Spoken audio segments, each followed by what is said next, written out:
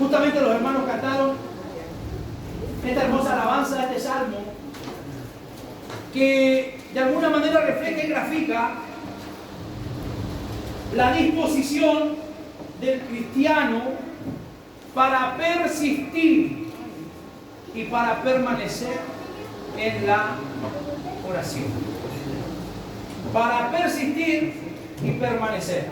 Dígalo conmigo. Persistir y permanecer en la oración.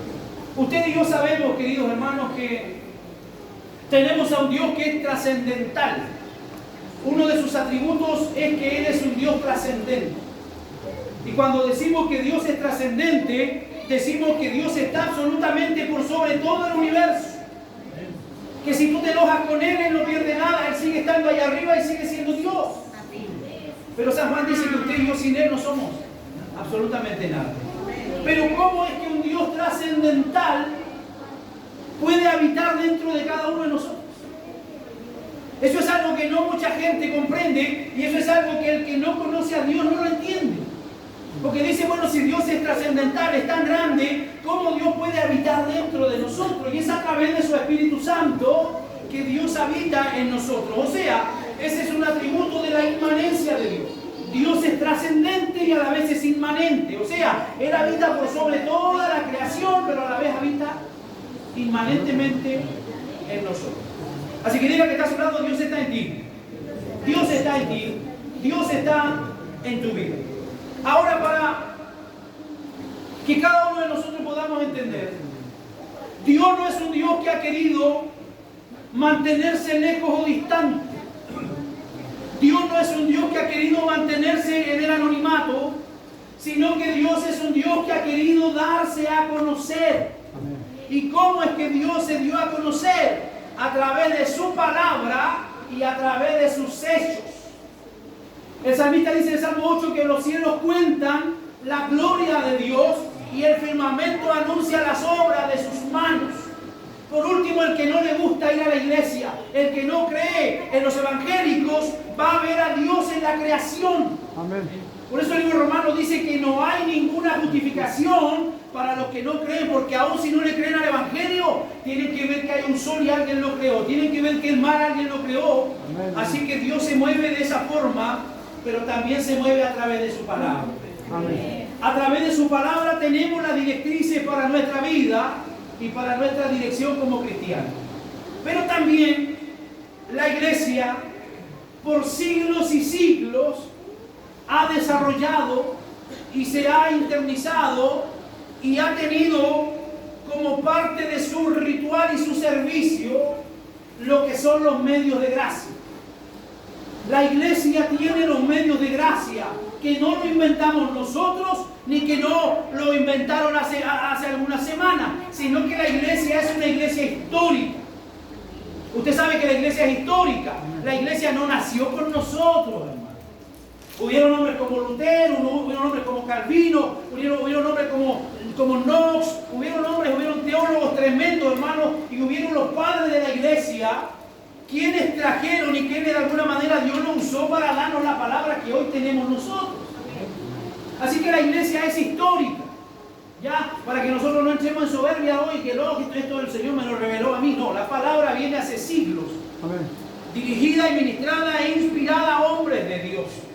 Y a través de ello tenemos los medios de gracia. Diga conmigo, ¿qué tenemos?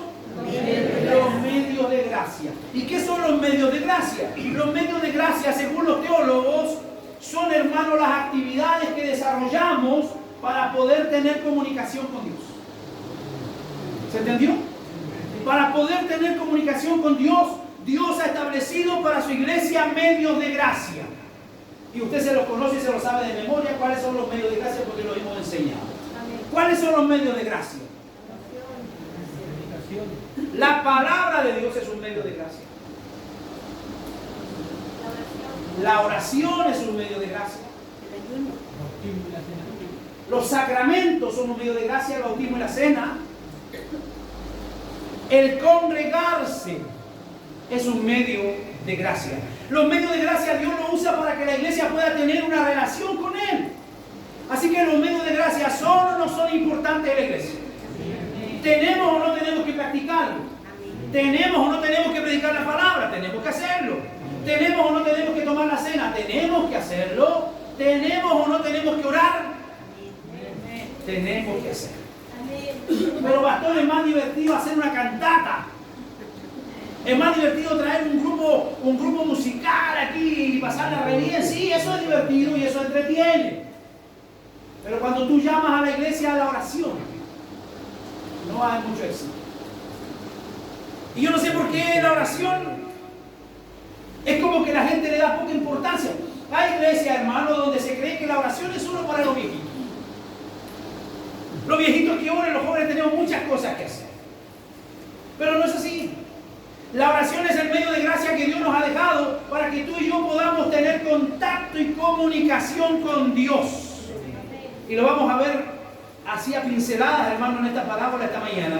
Usted sabe que venimos hace meses hablando parábolas cada domingo, ya se me están acabando, así que ya estamos preparando la próxima serie de enseñanza. Pero vuelvo y repito, la parábola es una enseñanza terrenal con un mensaje espiritual. Aquí esta parábola, ahí váyase a Lucas 18. También le refirió Jesús una parábola sobre la necesidad de orar. ¿Cómo dice la Reina Valera? De orar siempre. ¿Cuándo hay que orar? No solo cuando hay necesidad. Orar siempre y no desmayar, diciendo: había en una ciudad un juez que ni temía a Dios ni respetaba a hombre. Había también en aquella ciudad una viuda a la cual venía él diciendo: hazme justicia de mi adversario. Y él no quiso por algún tiempo, pero después de esto dijo dentro de sí: aunque ni temo a Dios ni tengo respeto a hombre, sin embargo, porque esta viuda me es molesta, le haré juicio. No sea que viniendo de continuo me agote la paciencia. Y dijo el Señor: oíd lo que dijo el juez injusto. ¿Y acaso Dios no hará justicia a sus escogidos que claman a Él día y noche? ¿Se tardará en responderles? Os digo que pronto les hará justicia. Pero cuando venga el Hijo del Hombre, ¿hallará fe en la tierra? La parábola, hermano, de esta viuda es una de las parábolas que muchos a veces se saltan en la Biblia. O es la parábola que a muchos les encanta, a muchos les gusta. Porque básicamente nos llama a que nunca nos demos por vencido a la hora de orar. Nunca nos demos por vencido a la hora de orar. ¿Y qué es orar? Orar es conversar con Dios. Orar es hablar con Dios. Jesucristo por ahí le hace a sus discípulos un modelo de oración y le dice: ustedes cuando oren al Padre díganle así: Padre nuestro que estás en el cielo, ¿verdad? Usted se lo sabe: santificado sea tu nombre, venga a nosotros tu reino, hágase tu voluntad en el cielo como así también en la tierra. El pan nuestro de cada día dánoslo hoy, perdona nuestras ofensas como nosotros perdonamos a quienes nos ofenden, y no nos dejes caer en tentación y líbranos del mal. Ese es un prototipo, ese es un modelo el cual Jesucristo nos dejó a nosotros para que nosotros pudiéramos orar. Pero la verdad que orar va más allá de ese modelo. Orar, hermano, es tener una continua comunicación con nuestro Padre, porque Dios es nuestro Padre. ¿Y cómo habla usted cuando habla con su Padre?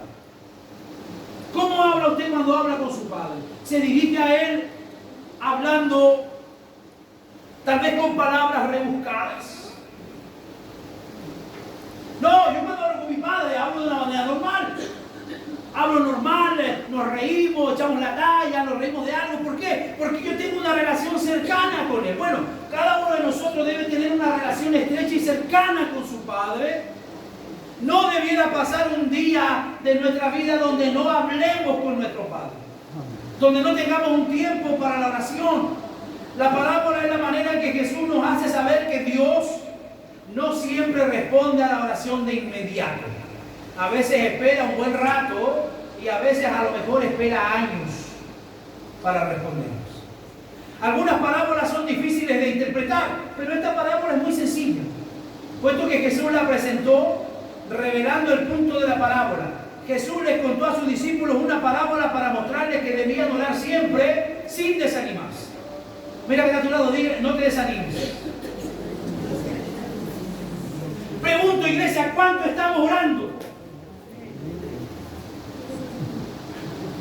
Pregúntale a que está a tu lado, ¿cuánto estás orando? ¿Cuánto estamos orando?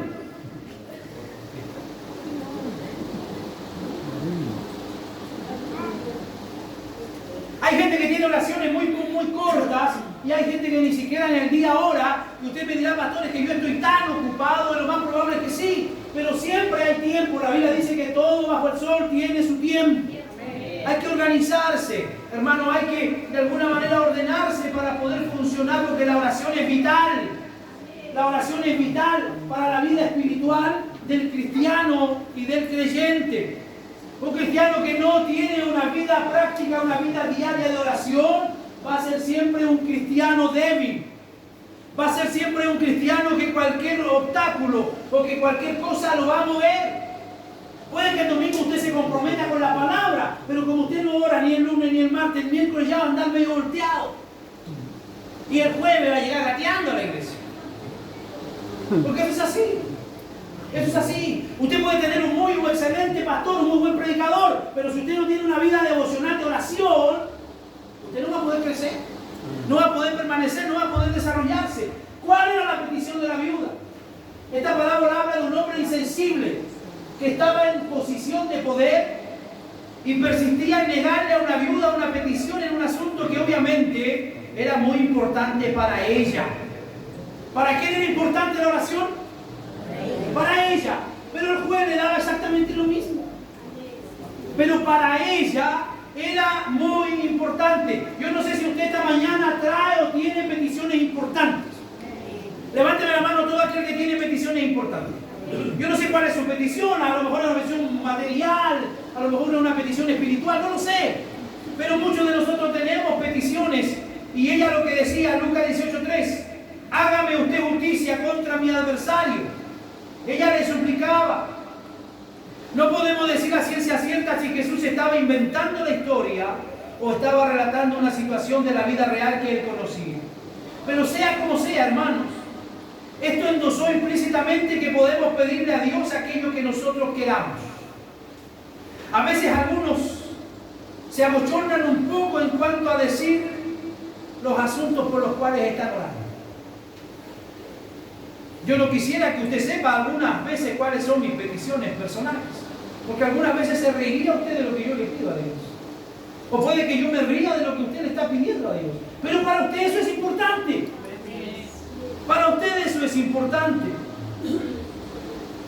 La palabra del Señor nos llama a nosotros a no solamente orar por aquellas cosas que nosotros creemos que son importantes o que son necesarias. Proverbios capítulo 3, verso 6. ¿Qué dice? Reconócelo en todos tus caminos y Él allanará tus sendas. ¿En cuántos caminos Dios tiene que estar metido en mi vida? Todos. En todos. No, pastor, si yo solamente en la iglesia, lo que tiene que ver con la iglesia. No, hermano, Dios tiene que estar en todos nuestros asuntos. Dios tiene que ser reconocido en todos los temas que yo me mueva a diario. Él tiene que estar en mi vida con las personas que yo convivo. Él tiene que estar en mis relaciones interpersonales. Él tiene que estar en mis relaciones laborales. Cuando usted tenga una oferta de trabajo, aunque tenga muchas cosas buenas que le están ofreciendo, usted tiene el deber como cristiano de preguntar a Dios: ¿será voluntad de Dios que yo haga esto o haga lo otro? ¿Será voluntad de Dios que yo entre o no entre en este negocio? Porque muchas veces nosotros tomamos decisiones y nos equivocamos la mayor parte del tiempo. ¿Y qué hacemos después? ¿Qué hacemos después? No solo reclamamos, somos cara dura, culpamos a Dios. Oye, Dios, ¿por qué permite que me pase esto? Dios nunca estuvo de acuerdo con lo que tú decidiste. Absolutamente todo, tenemos que orar por absolutamente todo.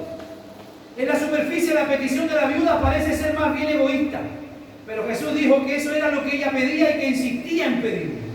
No se dio por vencida cuando el hombre parecía indiferente y a la larga un día le dijo: voy a librarme de ella y concederle lo que quiere, no fue porque se interesara en ella, ojo, no fue porque la quisiera, porque tuviera alguna estima, fue en realidad porque sentía que ya lo estaba molestando mucho. Pero a ella eso no le importó, consiguió lo que quería. Entonces Jesús hizo la aplicación y él dijo, imagínense que si un juez díscolo, un juez malo al que no le importa nada, le dice que sí a esta viuda, cuánto más nuestro amante Padre Celestial dirá que sí a sus elegidos, a sus escogidos, que claman a Él de día y de noche. ¿Cómo es que claman a Dios? De día y de noche. Yo siempre lo digo y lo enseño. ¿Por qué cree usted que se despierta sin motivo alguno a las 3, 4 de la mañana? ¿Porque la almohada estaba incómoda? ¿Porque entró un zancudo a la habitación? ¿Por qué se despierta usted a esa hora sin motivo aparente? Porque Dios lo está llamando a la oración. Y usted dirá, pastor, que yo no tengo mayores problemas, mi vida es tranquila. No, Dios lo está preparando. Hay momentos, hermano, en que Dios nos llama a la oración. ¿Por qué? Porque a futuro vamos a tener que enfrentar algo difícil. Y esa oración a nosotros nos va a sostener. Esas oraciones, hermano, a veces a nosotros nos van a mantener en pie y van a mantener nuestra fe. Así que este es el punto. Tenemos una situación del mundo secular en el cual un juez insensible finalmente concede la petición. Pero nosotros tenemos un Padre Celestial. ¿Cuántos tienen un Padre Celestial? Amante, que no retendrá ninguna cosa buena para nosotros, cuanto más nos concederá nuestras peticiones. La palabra dice, si ustedes siendo malos saben dar buenas cosas a sus hijos, cuánto más vuestro Padre Celestial dice dará el Espíritu Santo a todos aquellos que le pidan. ¿Tenemos o no tenemos un Padre amoroso? Amén. ¿Para cuántos de ustedes Dios es un Dios amoroso? Amén. Usted dirá, no, pastor, para mí no es amoroso. A lo mejor usted lo está portando muy bien. Pregúntale a que está a su lado, ¿te está portando bien? Así que se quedó pegada, hermano, seguramente dice la batería. ¿Por qué es importante esta parábola? ¿Por qué es importante? Porque la importancia de la oración. Esta palabra habla de la importancia de la oración. ¿Cuán importante es la oración para usted? Para algunos la oración no es tema. Ojo con eso. Por lo que voy a decir un momento aquí. Me hago responsable porque yo sé que esta grabación después lo veo. Me hago responsable de lo que voy a decir aquí. Hay un detalle con nosotros las iglesias reformadas. Las iglesias reformadas creemos en el regalo que Dios nos ha dado de la salvación. Y como nosotros tenemos ese regalo, lo valoramos, pareciera que ya no tenemos que seguir haciendo nada más. Error. Cuidado con eso. Es una mala interpretación, es un mal concepto de las doctrinas de la gracia.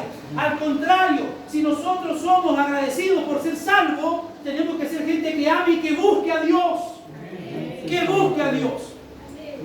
Yo admiro al mundo pentecostal porque el mundo pentecostal es bueno para orar. Usted llama a esa gente a orar a las 5 o 6 de la mañana y ellos llegan a orar. No sé si llegarán porque el pastor si no los reta, no sé cómo será el tema allí, ¿verdad? Pero llegan a orar. Spurgeon decía, Charles Spurgeon, usted sabe quién es Charles Spurgeon, ¿verdad? Conocido como el príncipe de los pastores. Él decía que su mayor secreto para la excelencia y su mayor secreto para el éxito de su púlpito eran las miles de personas que oraban por él. No era porque Spurgeon haya sido una tremenda eminencia. Spurgeon era un predicador como lo puede ser cualquiera de ustedes. Pero ¿qué hacía la clave y el éxito de su ministerio? La gente que estaba orando para que Dios lo use.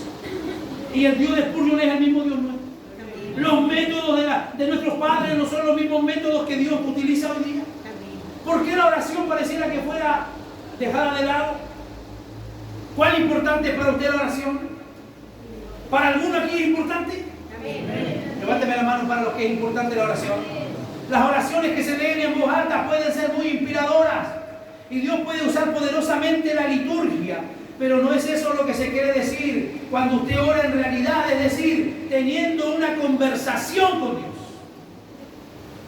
Esta parábola no habla de esas oraciones que podemos hacerlas como locutores o esas oraciones que podemos hacerlas como parte de una liturgia, donde usted tiene que ir repitiendo lo que la liturgia dice. ¿Verdad? Eso se ve mucho en la Iglesia Católica. Cuando usted era católico se sabía la misa de memoria, ¿sí o no? Cuando dice el curita, escúchanos Señor, te rogamos, por mi culpa, todo eso que dicen los católicos, se lo saben de memoria. Y estoy seguro que si el curita se equivoca, usted se da cuenta. ¿Por qué se da cuenta? Porque tienen en su cabeza la liturgia, la memorizaron.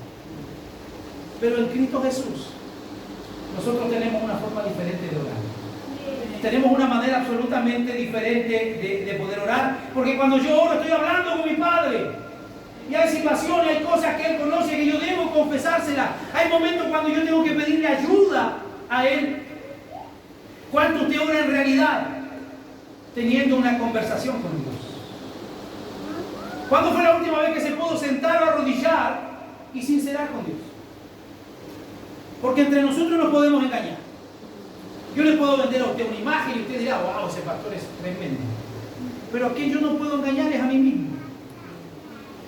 ¿Cuánto es lo que usted está orando? ¿No cree que hace falta que pueda orar más? ¿No cree que puede dejar un poquito el Facebook o el Instagram y dedicarle más tiempo a la oración?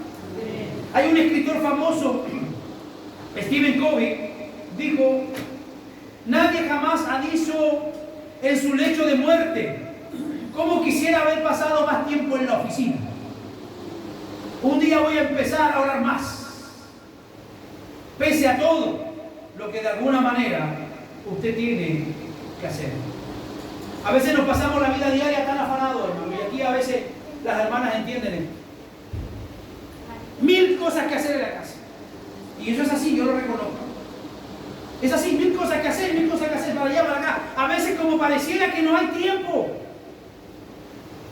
para que pueda tener un momento de calma, aquietar su espíritu y poder hablar con Dios.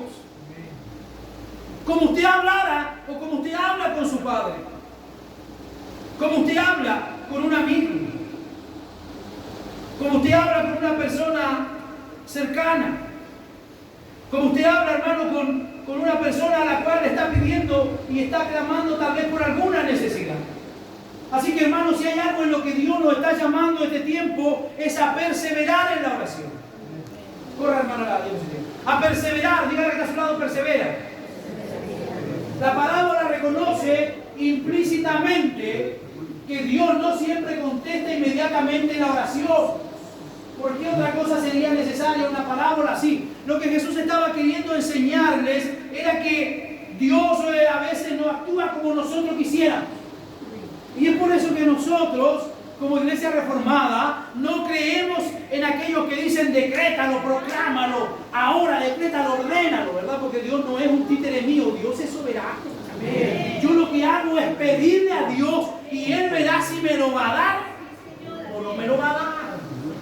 Pero hay muchos por ahí, ¿verdad? Que decrétalo. Falacia, mentira, Dios no le va a dar.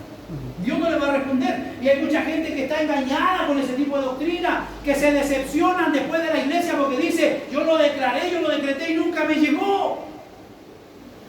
Como yo le he contado a ustedes una experiencia de una hermana que el hijo estaba agonizante en el hospital y le dijeron, hermana, hay que hacer este examen porque este examen le va a dar a su hijo algunos años más de vida. Y ella fue a la iglesia aquí en Antofagasta y el pastor, uno de estos pastores proféticos, le dijo, no, hermana, tenés que revelarte porque esas palabras no son de Dios. Tú tenés que decretar, declarar vida, declarar vida. Se fue la hermana de vuelta al hospital, alegó con el doctor y le dijo, yo lo decreto, lo declaro. ¿Qué cree que pasó? En la misma noche se murió el hijo. Porque eso no funciona así, hermano. Dios es un Dios soberano, lo dije al principio. Él es un Dios trascendente. Imagínense que Él está por sobre el universo y yo le voy a poder mover los dedos y darle órdenes. No, la iglesia tiene que moverse en humildad y moverse en oración. Tiene que reconocer que Dios no siempre contesta inmediatamente.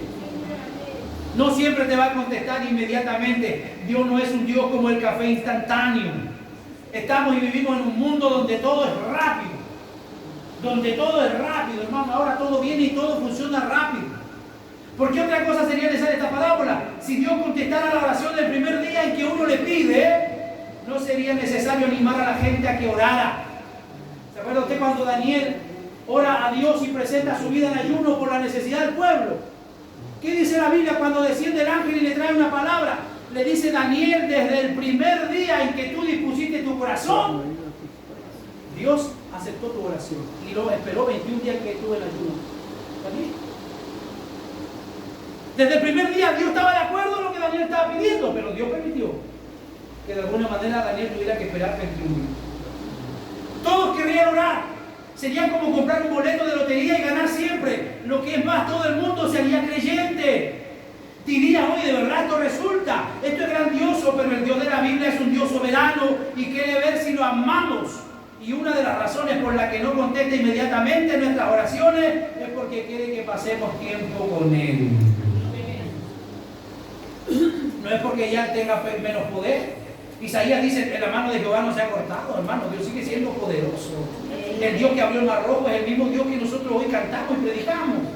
Pero Dios tiene método y Él quiere a veces que pasemos más tiempo para estar orando con Él. Esta palabra de Jesús son un aliciente a no darnos por vencidos. Si Dios no contesta la oración es porque tiene una razón, pero no deje de pedir. No se canse de orar por sus hijos. Lo veo difícil, pastor, mi hijo está cada vez peor. No se canse de orar, porque los caminos de Dios son misteriosos. Dios sabe si lo va a salvar, Dios sabe cómo lo va a llamar, Dios sabe cómo lo va a traer. Él tiene alguna razón. ¿Ha vivido usted lo suficiente como para agradarle a Dios por una oración que no contesta? ¿Ha vivido lo suficiente para agradecerle por una puerta cerrada? El estímulo a orar y a no darse por vencido es un tema en todo el Evangelio de Lucas y en el libro de los Hechos. Esto era obviamente algo importante para Lucas, por eso él escribió otro relato en el que Jesús señaló algo parecido. Vaya con su Biblia a Lucas 11.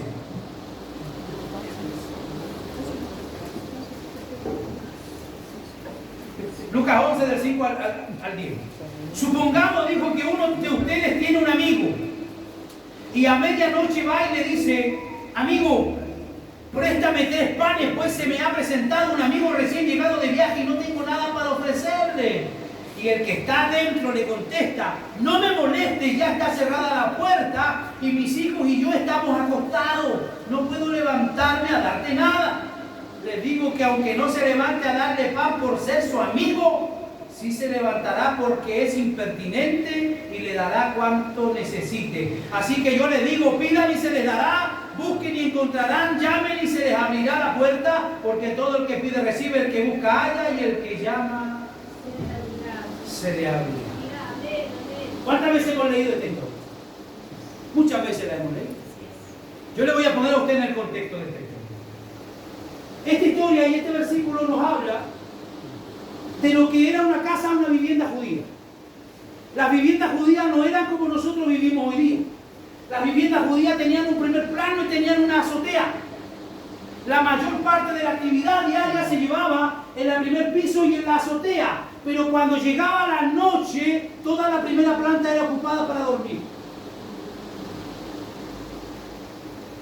Toda la primera planta era ocupada para dormir. Así que cuando este amigo va y toca, el otro no quiere levantarse porque va a tener que despertar a toda su familia que está durmiendo en la misma sala. Por eso él dice que no se podía levantar. No era porque era un mal amigo, no era porque era un tipo egoísta, era porque así vivía y así funcionaba el pueblo judío. Pero dice que se levanta aún con toda la incomodidad. ¿Para qué? Para que su amigo no persista en pedir.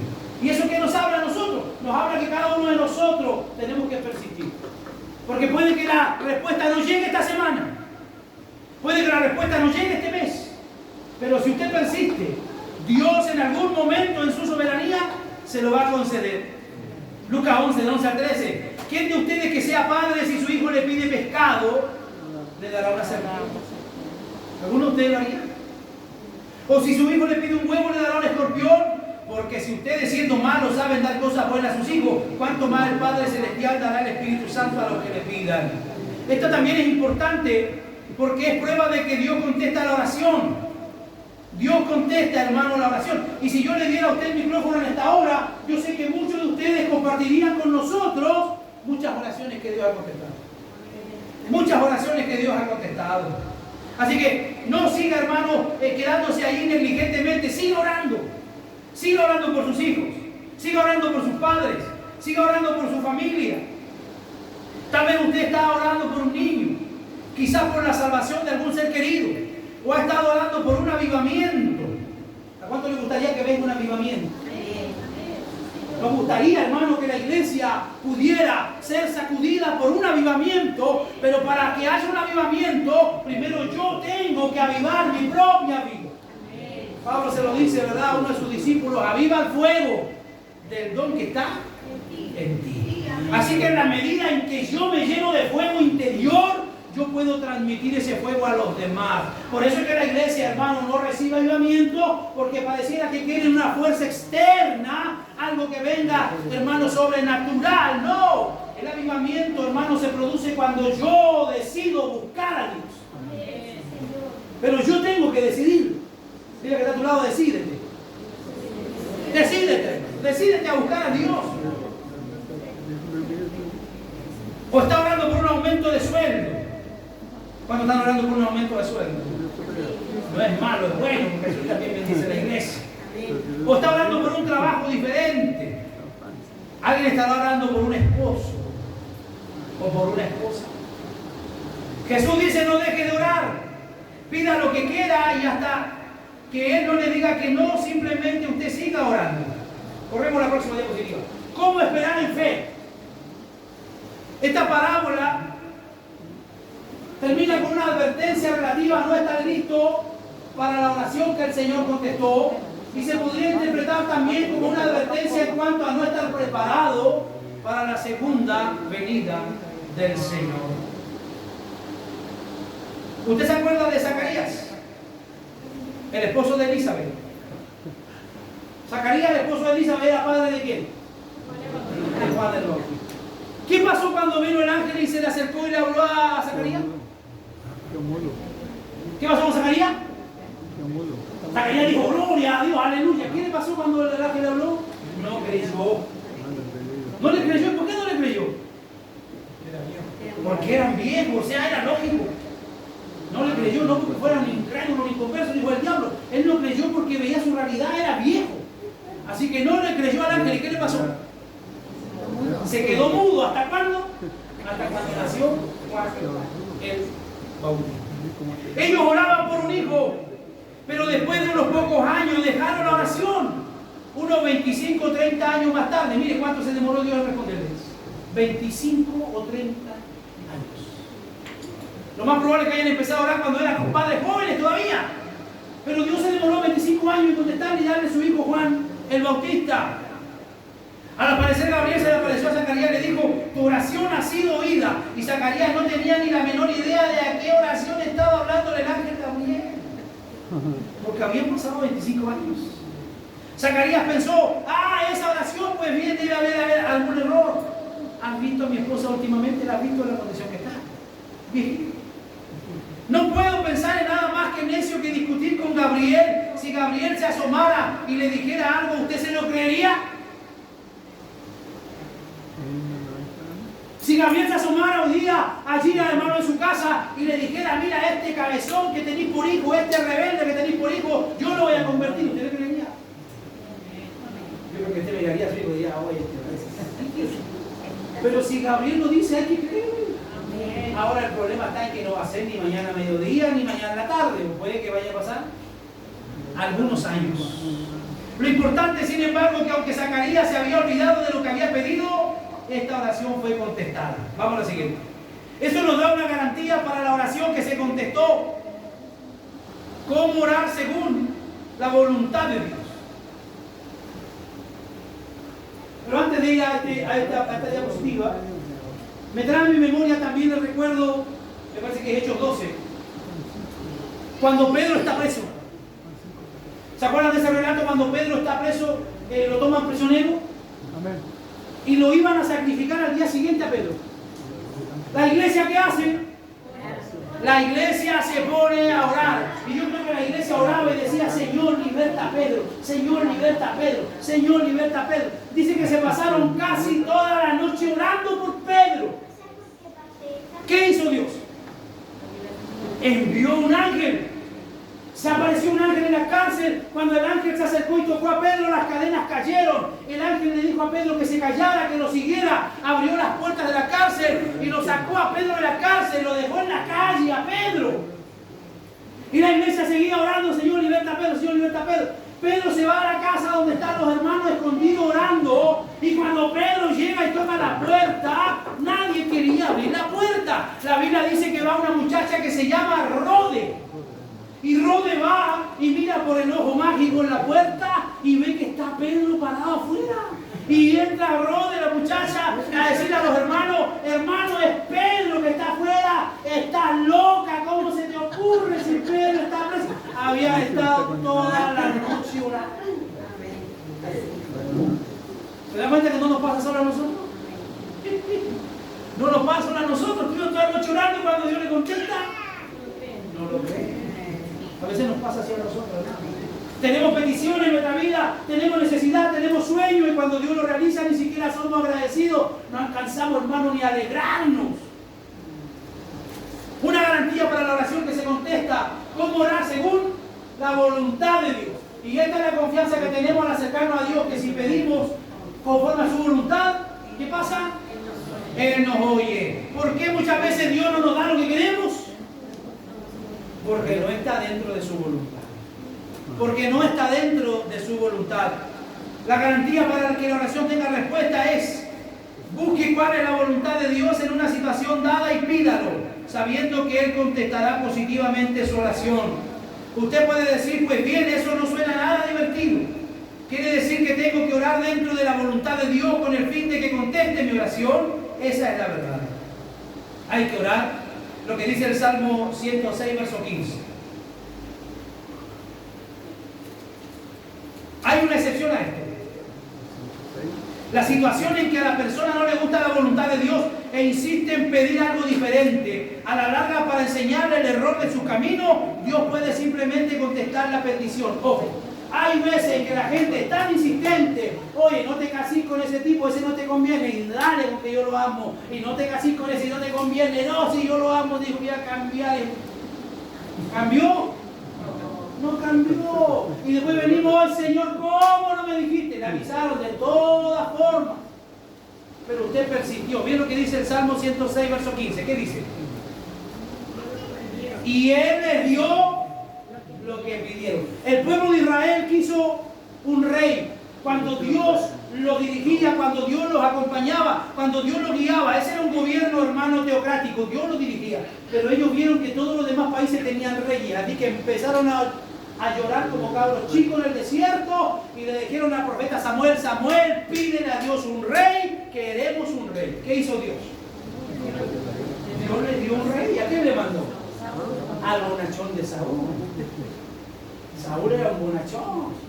Saúl era simpático. Dice la Biblia que el hombre más grande en Israel le llegaba a Saúl al hombro. O sea, era un tipo alto que se la traía, pero era un cabezón desobediente. Dios les dio lo que pidieron, pero tuvieron que cargar con las consecuencias. A veces Dios nos da lo que nosotros pedimos, pero después tenemos que asumir la responsabilidad. Como la persona que yo le digo: no te cases, que le dijeron y se casó. ¿A quién vamos a culpar de esto? A nadie. Fue una mala decisión. No es esto lo que yo quiero para ti, debes aceptarlo. No discutas, porque no quitará el bien a los que andan en integridad, dice el Salmo 84. Si Dios le está diciendo que no a algo que usted quiere, entonces crea que es lo mejor. Un día lo va a agradecer. Primera de Juan 5:15. Si sabemos que Dios oye nuestras oraciones, podemos estar seguros de que ya tenemos lo que le hemos pedido. O sea, yo me levanto de mi oración, pastor, y yo me levanto con fe, creyendo que yo tengo lo que pedí. Ahora, ¿cuándo se va a realizar? Eso no lo sé, porque eso depende absolutamente del Señor. Vamos a la siguiente, avancemos. La forma de la oración que se contesta. Jesús revela otro principio de la oración mediante esta parábola, y esto es una parte que asusta. La forma que toma la oración que se contesta se determina por nuestra preparación en el momento de recibir la respuesta y si todavía estamos orando por esta petición. Lo que yo decía hace un momento. Hay peticiones que Dios contesta, pero a veces nosotros no estamos ni preparados. ni estamos ni en condiciones espirituales para poder valorar lo que Dios nos está entregando, lo que Dios nos está dando. Hay quienes dicen que la incredulidad aborta el proceso de la oración. Zacarías tenía años de incredulidad acumulada, pero su oración igual fue respondida. Cualquier oración que se eleva dentro de la voluntad de Dios obtendrá respuesta. Lo que debería haber sido la mejor hora para Zacarías no lo fue. Uno puede imaginarse a la gente por todas las colinas de Judea diciendo: Zacarías, esto es maravilloso, felicitaciones. Debe estar tan contento de que Elizabeth vaya a tener un hijo. Tengamos fe. Vamos a la siguiente, el testimonio de la oración que se contesta. Tengan fe en Dios.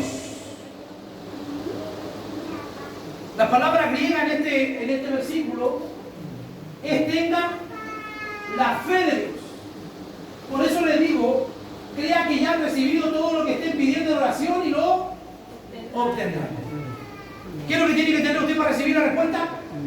Fe. Pero no una fe que alguien pueda inyectarte, no una fe que alguien pueda animarte a través de tanta experiencia. Mira, hermano, yo he visto esto, he visto otro, este milagro acá, esta cosa allá. No, eso te va a animar por el momento. Pero lo que a ti te va a hacer un hombre y una mujer realmente de fe es que tú tengas la fe de Dios, la fe que Dios planta en el corazón de sus hijos. El Espíritu es un testigo inmediato, viene y revela a uno en su espíritu que algo va a suceder y uno sabe que es como si ya lo hubiera hecho. Entonces todo lo que necesita hacer es esperar que la respuesta se materialice. Así como la madre tiene esa pequeña semilla en su vientre y lo tiene que tener allí ¿cuánto tiempo? Sea rica o sea pobre, sea linda o sea fea, sea flaca o sea gorda, tiene que esperar por 9 meses. No se puede alterar.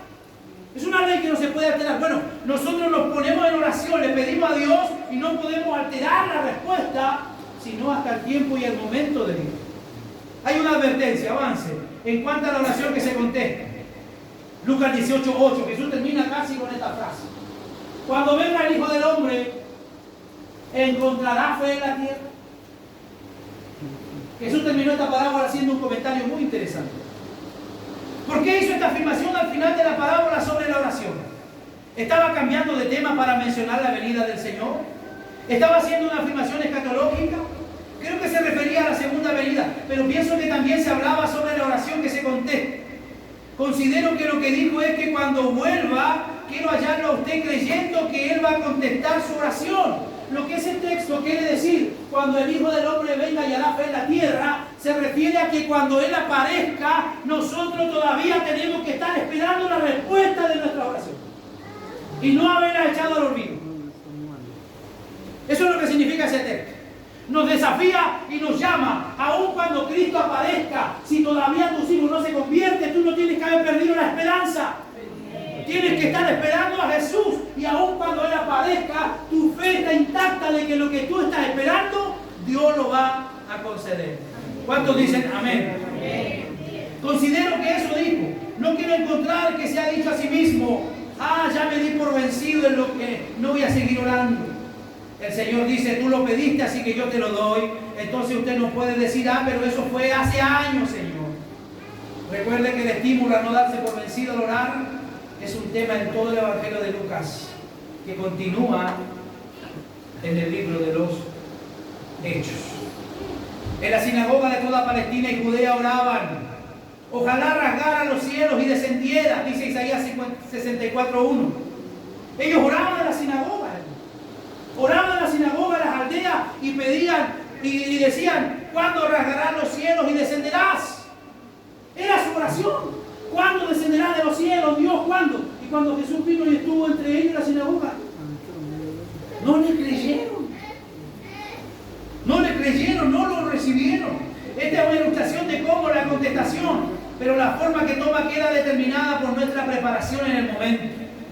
También la misma persona que le pide a Dios actúe, tal vez no sea que la disfrute o que no disfrute su respuesta.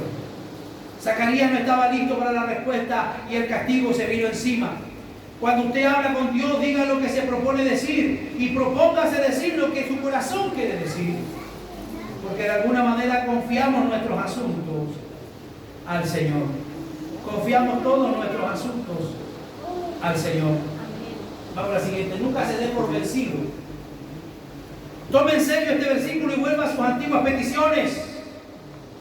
Recuerde que puede ser algo tan grande como orar por un avivamiento, puede ser algo tan sencillo como que el Señor le haga justicia a lo que usted está pasando o a lo que usted está enfrentando. Termino con este versículo. Romanos capítulo 8. Vamos todos a Romanos capítulo 8.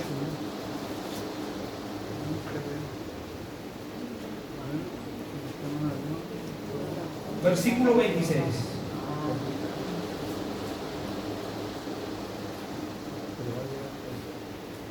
Vamos a tomar el verso 24. Porque en esperanza fuimos salvos, pero la esperanza que se ve no es esperanza, porque lo que alguno ve, ¿para qué esperar? Pero si esperamos lo que no vemos, con paciencia lo guardamos. Verso 26. Y de igual manera, el Espíritu nos ayuda en nuestra debilidad. Pues que hemos de pedir como conviene, no lo sabemos, pero el Espíritu mismo intercede por nosotros con gemidos indecibles. Mas el que escudriña los corazones sabe cuál es la intención del Espíritu, porque conforme a la voluntad de Dios intercede por nosotros. Este es un texto muy maravilloso, hermano, que nos habla y nos revela lo grandioso de la oración. El Espíritu mismo intercede por nosotros con gemidos indescifrables. Ante este versículo tenemos dos comentarios diferentes posiciones a lo que quiere decir. Hay muchos que dicen que se está refiriendo a las oraciones que hacían los apóstoles y que hacía la iglesia primera a través de las lenguas. Orar y clamar en lenguas. Pero hay otra interpretación que nos llama y que nos dice a la obra que realiza el Espíritu Santo en nosotros cuando nosotros estamos orando. Y va más allá. Dice que muchas veces nuestro clamor debe ser un clamor indecible, o sea, indescifrable. Esto tiene que ver, como Pablo lo habla en otro versículo, cuando él dice: yo estoy orando por ustedes y estoy sufriendo dolores de parto. Aquellas que han sido madres, ¿cuántas han sido madres aquí? ¿Cómo son los dolores de parto? Son parecidos a lo que yo tuve en la vesícula hace algunos días atrás. Los dolores de parto son terribles. Cuando usted está teniendo un dolor de parto, usted no está para poder escribir. Usted no está para decir frases. Yo me acuerdo cuando fui al último parto de Verónica, eso fue tremendo. Y me echaban la culpa a mí, decía por tu culo.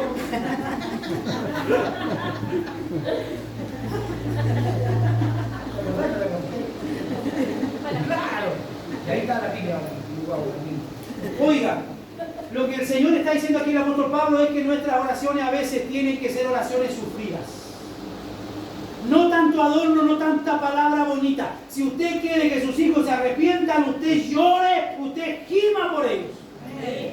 Como con dolores, como usted sintiendo todos esos pecados que él anda haciendo, como usted sintiendo la enfermedad del que está con cáncer.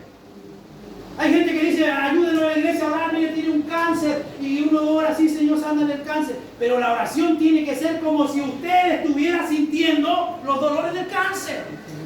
Como si usted estuviera sintiendo el malestar que provoca en la gente el pecado. A eso se refería Pablo: orar. No una oración de labio, no una oración del intelecto, una oración que el Espíritu la puede provocar en el interior. Pero para eso hay que darle libertad al Espíritu. Para eso hay que conocer al Espíritu. Y para eso hay que ser muy amigo del Espíritu Santo, para que Él pueda pedirle a Dios lo que conviene, porque nosotros siempre estamos pidiendo lo que no conviene. Señor, dame esto, Señor, dame acá, Señor, dame allá, Señor, mira acá. Y no pedimos lo que a veces Dios quiere que nosotros pidamos. En nuestro interior, que oremos por la iglesia, que oremos por nuestros hermanos, que oremos por nuestras necesidades, que oremos por tanto, hermano, hay tanto por qué orar. Pero la próxima vez que usted vaya a caer sobre sus rodillas, acuérdese de este texto. Pida a Dios como con gemidos indecibles, como con gemidos indescifrables en su vida. El mensaje de esta parábola es que ustedes no se den por vencidos. Dígale a que está a su lado, no te des por vencido.